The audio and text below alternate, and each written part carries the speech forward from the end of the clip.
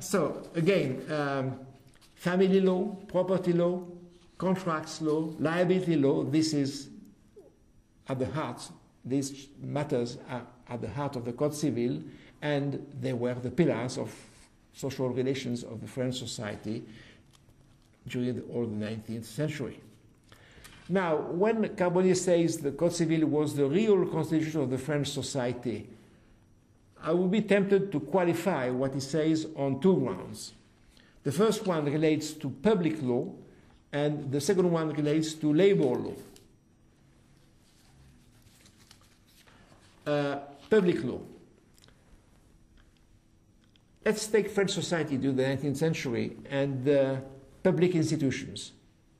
What we can say is that this century has seen in France the birth of several basic political institutions of a liberal society.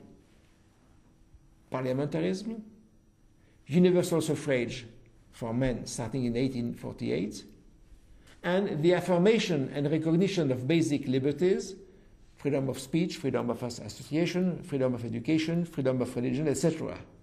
And not least, the creation by the Conseil d'État starting in the 1880s of a system of administrative law on a case law system basis. So I would add to the notion of the constitution of the French society this emergence of modern public law, which is not, of course, in the Code Civil.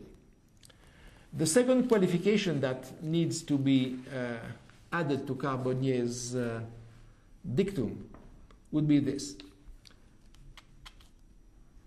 What the 19th century inherited from the French Revolution is not only economic liberalism, but also the prohibition of any kind of workers' union or association to defend their interests, right to strike, right to unionize, etc., etc.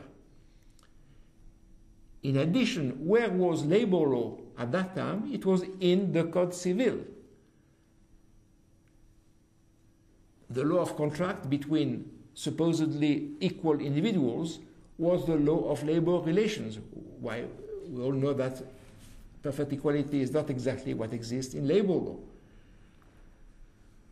One example, a glaring one, under Article 1780 of the Code Civil, as enacted in 1804, in case of a disagreement between employer and employee and worker on the amount of the wages of the salary, the employer will be believed on his word.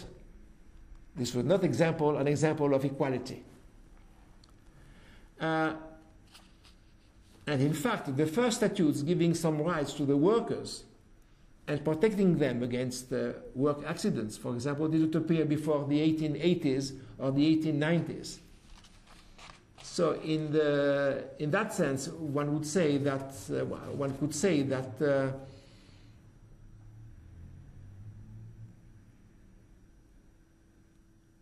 labor law, what we call in French droit social, the law of labor relations, the law of work, the welfare law, came very late in France and was never benefited of such a majestic codification as the Code Civil. When the Code du Travail was enacted later on, it didn't receive the same universal applaud as the Code Civil.